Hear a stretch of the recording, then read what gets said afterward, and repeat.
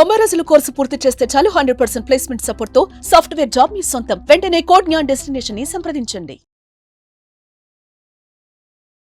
Dial 100 ని miss చేస్తున్నారా? అయితే ఈ వీడియో మీకోసమే.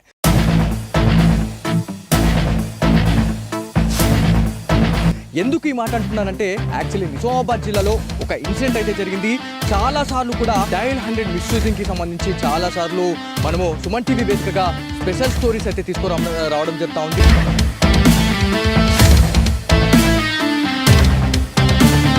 నమస్తే, welcome to Suman TV. Nizamabad జిల్లాలో ఆత్మహత్యలకు కేర్ ఆఫ్ అడ్రస్గా రైల్వే స్టేషన్ కొన్ని ట్రాక్స్ అయితే మనకి బయటపడుతూనే ఉన్నాయి. మనకి ఆత్మహత్యలకు అడ్డాగా మారినాయని చెప్పేసి మన గతంలో కూడా చాలాసార్లు స్టోరీ చేయడం జరిగింది. దాంతోపాటు ఆర్పీఎఫ్ అధికారులతో పాటు తెలంగాణ స్టేట్ పోలీస్ ఏదైతే మనకి రైల్వే స్టేషన్లో కీలక పాత్ర పోషిస్తూ ఉంటారండి. సో వీళ్ళు ఏదైతే మనకి మార్నింగ్ అయితే వీళ్ళకి కాల్ అయితే రావడం జరిగింది. డైల్ 100కి కాల్ వచ్చిన తర్వాత ఎవరైతే మనకి ఎస్ఐతో పాటు వాళ్ళ కానిస్టేబుల్స్ ఎవరైతే ఉన్నారో వాళ్ళ బృందం ఒక్కసారిగా ఉలిక్కి పడ్డారు. అసలు ఏం జరిగింది అనే దానిపైన అయితే ఒకసారి ఆరోపిస్తే మాత్రం నిజామాబాద్ జిల్లాకి సంబంధించినటువంటి ఒక అధికారి అని చెప్పుకోవాలా. సో ఈ మధ్య కాలంలో తెలంగాణ స్టేట్ పోలీస్ లో అయితే మనకి చాలా వరకు కూడా ఆత్మహత్యలు కలకలం రేపుతా ఉన్నాయి. కాకపోతే చాలా వరకు కూడా మనము ఒక బాధ ఏమన్నా ఉన్నా మనకేమన్నా లేకపోతే ఇంకేమన్నా ఉన్నా కూడా పోలీస్ అధికారులను వెళ్ళి మనం ఆశ్రయిస్తాం. కాకపోతే అట్లాంటి పోలీస్ అన్నలకి వల్ల ఇబ్బందులు లేకపోతే అట్లాంటి కష్టాలు వస్తే అసలు వాళ్ళు ఎక్కడికి వెళ్ళాలా అనేది చాలా వరకు కూడా క్వశ్చన్ మార్క్ అయితే ఉంది. ఇవాళ మార్నింగ్ అయితే నర్సయ్య అనే క్యాండిడేట్ ఎవరైతే జెండా గల్లీకి సంబంధించినటువంటి వ్యక్తితను పోలీస్ అధికారి అని చెప్పి తెలుస్తూ ఉంది. సో తను ఏదైతే వాళ్ళ భార్య దాంతోపాటు వాళ్ళ ఇంటి వేధింపులు తట్టుకోలేక ఒక కానిస్టేబుల్ ఇవాళ ఆత్మహత్య యత్నానికైతే తను పాల్పడ్డాడు అని తెలుస్తూ ఉంది. అక్కడ మనకి వెహికల్ వెళ్తూ ఉంది. మనకి ట్రైన్ ఏదైతే వచ్చిందో అక్కడ మనకి హనుమాన్ టెంపుల్ అండి. ఆ హనుమాన్ టెంపుల్ పక్కనే తను కూర్చొని ఉన్నాడు. ఒకవేళ తను ఆత్మహత్య చేసుకుందామని చెప్పేసి వచ్చిండు. అదంతా తెలుసుకున్న తర్వాత ఏదైతే వాళ్ళ భార్య డైల్ 100కి కాల్ చేసిన తర్వాత రైల్వే పోలీస్ అధికారులు ఎవరైతే మనకి స్టేట్ పోలీస్ అధికారులు అయితే అప్రమత్తం కావడం జరిగింది. వాళ్ళు ఉట్టిన వచ్చి ఆ నర్సయ్య అనే క్యాండిడేట్ని అయితే కాపాడడం జరిగింది. సో మనతో సార్ రెడ్డి గారు. సార్ నమస్తే సార్. సో మీరు చాలామంది అంటే ఇక్కడ మన రైల్వే స్టేషన్ గురించి మాట్లాడుకుంటే చాలా పెద్ద రైల్వే స్టేషన్ అని చెప్పుకోవాలి. మళ్ళీ చాలామందిని మీరు ఇవాళ రెస్క్యూ చేస్తూ ఉన్నారు. చాలామందిని చనిపోయే వాళ్ళని కూడా మీరు ఇవాళ కౌన్సిలింగ్ ఇచ్చేసి మీరు ఒక మంచి రూట్లోకి వెళ్ళేటట్టుగా మీరు చాలా వరకు కూడా కౌన్సిలింగ్ చేస్తూ ఉన్నారు. కాకపోతే ఇవాళ ఒక కానిస్టేబుల్ ఇవాళ చనిపోవడానికి తను ఇవాళ యత్నించిండు. అసలు ఏం జరిగింది సార్? అసలు గుడ్ ఆఫ్టర్నూన్ అండి. ఇక నిజామాబాద్ రైల్వే స్టేషన్ ఈ మధ్యకాలంలో సూసైడ్ అనేది చాలా పెరిగిపోయింది. ఆ సూసైడ్ సంబంధించిన మేము రెగ్యులర్గా అవేర్నెస్ ప్రోగ్రామ్స్ కూడా పెట్టినాము. మరి అవేర్నెస్ ప్రోగ్రాంలు కూడా చాలామందికి చెప్పడం జరిగింది. మీడియా ద్వారా, ప్రెస్ వాళ్ళ ద్వారా కూడా జరుగుతున్నది. ఈ మధ్యలో అందరూ కూడా చిన్న చిన్న విషయాలకు రోడ్డు ట్రాక్ పైకి వచ్చి మరి చనిపోవాలన్న ప్రయత్నం చేస్తారు, చనిపోతున్నారు కూడా. ఎక్కువ అవుతున్నాయి. ఈ సంవత్సరం ఈ జనవరిలో నుండి కూడా దగ్గర 10-15 వరకు అయినాయి. మరి లాస్ట్ ఇయర్ మాత్రం ఒక 50-60 దాకా సూసైడ్ కేసెస్ అని, అంటే వివిధ కారణాల వల్ల వాళ్ళు ట్రాక్ పైన వచ్చి వాళ్ళ జీవితాలని ఇది చేసుకుంటున్నారు. మరి ఎన్నోసార్లు చెప్పాము మేము ఇట్లా చేయకూడదని చెప్పేసి అవేర్నెస్ ప్రోగ్రామ్ పెట్టాము. ప్రతి ఇంట్లో సమస్యలు ఉంటాయి. ఆ సమస్య తీసుకోవడానికి మరి ఎన్నో రకాలుగా ఎన్నో కోర్టులు ఉన్నాయి. కలెక్టర్స్, కమిషనర్స్, ఎస్పీస్, ఎన్నో మండల కేంద్రాల్లో ఎంఆర్ఓస్ ఉంటారు, పెద్ద మనుషులు ఉంటారు. అన్ని రకాలుగా ఉన్నా కూడా మరి వాళ్ళు క్షణిక ఆవేశంగా మరి ఇక్కడ ట్రాక్ పైన వచ్చేసి వాళ్ళ ప్రాణాలు తీసుకుంటున్నారు. Exactly sir. అంటే మళ్ళీ ఒక నార్మల్ పబ్లిక్ వాళ్ళు వచ్చి ఆత్మహత్య చేసుకోవడం వేరు, ఒక ఉన్నత స్థానంలో ఉండి వల్ల తను ఆత్మహత్య చేసుకోవడం అనేది, అంటే 10 మందికి చెప్పే క్యాండిడేట్ వల్ల తను ఆత్మహత్య చేసుకోవడానికి పాల్పడుతున్నాడు. అంటే ఏం జరుగుతూ ఉంది అంటే ఎంత పేషెన్స్ అనేది తగ్గిపోయింది.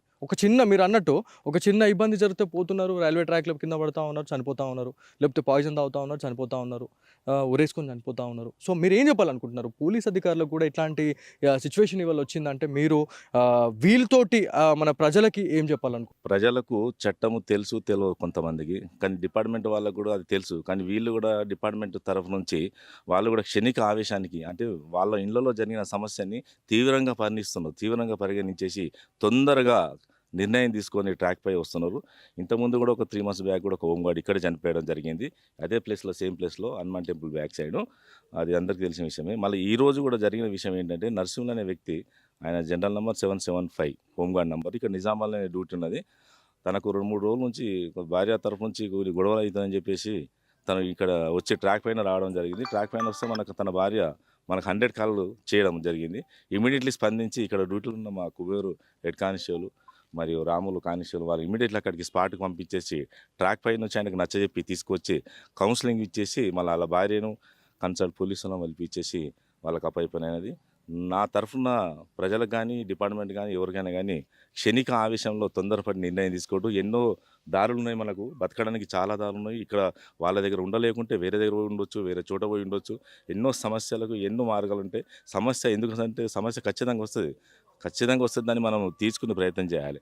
సో ఖచ్చితంగా మిమ్మల్ని అయితే అప్రిషియేట్ చేయాలి. ఎందుకంటే డైల్ 100ని చాలామంది మిస్యూజ్ చేస్తూ ఉన్నారు. దాంతోపాటు చాలా ఏరియాలలో కూడా మనకి సోషల్ మీడియాలలో డైల్ 100కి కాల్ చేస్తే అధికారులు రెస్పాండ్ అవుతలేరు అని చెప్పేసి కూడా మనకు చాలా వార్తలు విన్నామండి. కాకపోతే మీరు డైల్ 100 వచ్చిన తర్వాత మీ సిబ్బంది ఇక్కడ రావడము, అతన్ని ఇవాళ రెస్క్యూ చేయడం అనేది నిజంగా చాలా పెద్ద అప్రిషియేట్ అని చెప్పుకోవాలి. నిజంగా అప్రిషియేట్ చేయాల్సిందే. ఎందుకంటే కొంచెం మీరు కొన్ని క్షణాలు లేట్ అయి ఉంటే ఏదో ఒక ట్రైన్ వచ్చేసి దాన్ని కొట్టేస్తుండే. ఇవాళ చాలా పెద్ద ఇన్సిడెంట్ అనేది మీరు ఇవాళ తప్పించారు. సో మీరు ఫైనల్గా ఎవరైతే యంగ్స్టర్స్ కావచ్చు, లేకపోతే ఇట్లా క్షణికావేశంతో చనిపోయే వాళ్ళు ఎవరైతే ఉన్నారో వాళ్ళకి ఏమైనా కౌన్సిలింగ్ లాంటిది ఏమైనా ఒకవేళ మిమ్మల్ని నమ్ముకొని వచ్చే వాళ్ళకి మీరు ఏం చెప్పాలనుకుంటున్నారు సార్? అంటే ఇక్కడ రైల్వేలో మేము కౌన్సిలింగ్ పేపర్ ద్వారా మీడియా ద్వారా ఇస్తాము. కానీ మాకు జిల్లా లెవెల్లో మండల స్థాయిలలో పల్లెటూరులకు వెళ్ళేసి వాళ్ళ పెద్ద మనుషుల సమక్షంలో కౌన్సిలింగ్ ఏర్పాటు చేస్తారు. యూత్ కానీ పెద్ద మనుషులకు కానీ అందరూ కూడా అదే చేస్తున్నాము. ముఖ్యంగా ఏంటంటే ఈ 100 కాలు రావడం, ఈ రోజు రావడం ఒక ప్రాణాన్ని కాపాడింది. దయచేసి ప్రజలకు నా తరఫున ఒక కోరిక ఏంటంటే 100 కాల్ని మిస్యూజ్ చేయకండి. ఎందుకంటే ఇలాంటి సందర్భం వచ్చినప్పుడు మాకు ఎక్కడ పోవాలో ఏం చేయాలని అర్థం కాకుండా ఉంటుంది. అనుకోకుండా జరిగిన సంఘటన ఈరోజు ప్రత్యక్షంగా జరిగింది కాబట్టి ఈ 100 కాలే అతని ప్రాణాన్ని కాపాడి. ప్రజలు ఎవరైనా సరే తనకు ఖచ్చితంగా అవసరం 100 కాలు పోలీసు అవసరం ఉన్నారు కావాలి అనుకున్నప్పుడే దయచేసి చేయండి. తాగి ఏదో నిషేధం చేసి పోలీసులకు ఏదో పరిశాన్ చేద్దామని ఆలోచన పెట్టుకోకుండా యూత్ అంతా మరి అవసరం ఉన్నప్పుడే చేసి 100 కాలను వినియోగించుకోవాలని కోరుచున్నాను. Thank you sir. ఇది మొత్తానికి ఒక్కసారి ఆలోచించండి. ఈ ఆత్మహత్యలు అనేది పక్కన పెడితే మాత్రం డైల్ 100 అండి.